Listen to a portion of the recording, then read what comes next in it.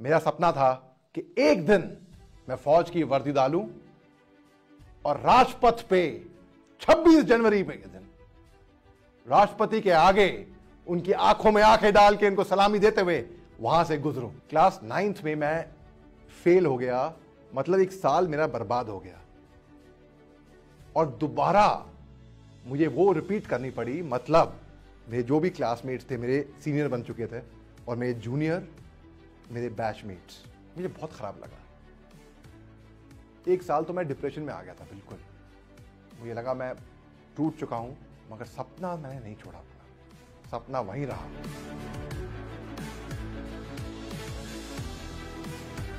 बारहवीं में पास होने के बाद मैं गया नेशनल डिफेंस एकेडमी का एग्जाम देने के लिए, यूपीएससी के थ्रू। नेशनल डिफेंस एग्जाम के लिए, नेशनल डिफेंस एकेडमी के एग्जाम के लिए मैं फेल हो गया। लोगों ने बहुत मजाक उड़ाया। उस वक्त तो मेरे को बस मछली की आंख नजर आती थी, मेरे को उसके आसपास दाएं बाएं के पत्ते नजर नहीं आते थे कि ना, मेरा लक्ष्य ये है और मुझे अपने लक्ष्य से मिलाने में कोई नहीं रोक सकता, दुनिया की कोई ताकत नहीं रोक सकती। फिर मैंने एग्जाम दिया सीडीएस का, यूपीएससी कंबाइंड डिफेंस सर्विसेज, और जब रिजल्ट आया तब मैं यूपीएससी ऑफिस गया। और मैं जब यूपीएससी ऑफिस जा रहा था, मेरे को बिल्कुल उम्मीद नहीं थी कि मैं शायद पास हो जाऊंगा। क्यों? क्योंकि मेरे को आदत बन चुकी थी फेल होने की। लेकिन फिर भी मैंने कहा एक बार आजमा के देख लेते हैं। मैंने नोटिस बोर्ड पे देखा, मेरा नाम तो उसमें नहीं था, तो मैं दोबारा देखा, मुझे अपना नाम दिखा इस बार और सबसे ऊपर मेरा नाम था। मैं उसी वक्त वहां से दौड़ता हुआ गया। मेरे को इतनी भी पेशेंस नहीं था, इतनी भी वो सब्र नहीं थी मेरे में कि मैं गेट तक जाऊं। मैं वहीं पे दीवार कूदी और वहां पे सबसे करीबी एसटीडी बूथ पे गया, अपने पेरेंट्स को फोन किया और मैंने बताया कि मैं लेफ्टिनेंट मोहम्मद अली शाह बोल रहा हूं।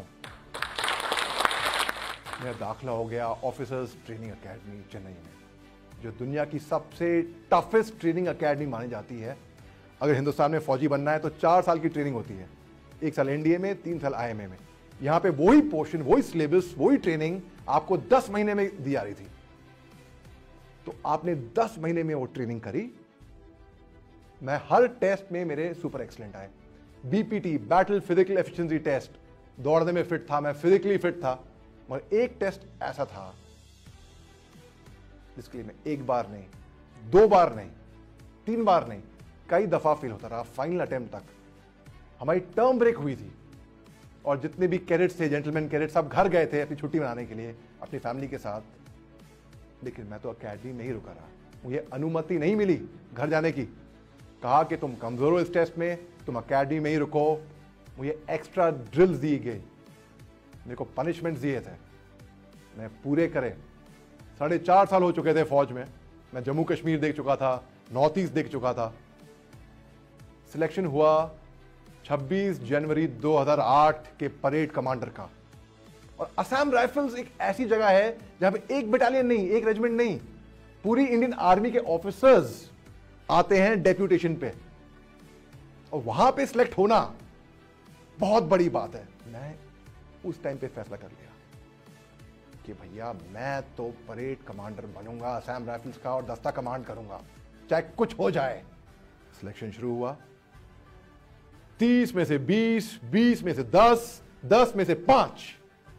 अब सिलेक्शन होना था केवल 2 अफसरों का, एक परेड कमांडर और एक रिजर्व, मतलब एक एडम ऑफिसर। अगर परेड कमांडर को कुछ हो जाता है तो एडम ऑफिसर परेड कमांड करता है। तो हम 2 अफसर का सिलेक्शन हुआ।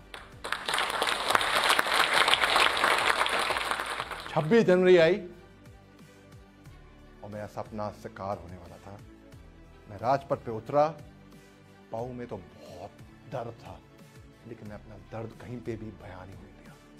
मैं कहना ये मौका है। मैं राष्ट्रपति के आगे दिया, सलामी दी और शेर की तरह धाड़ा वहां पे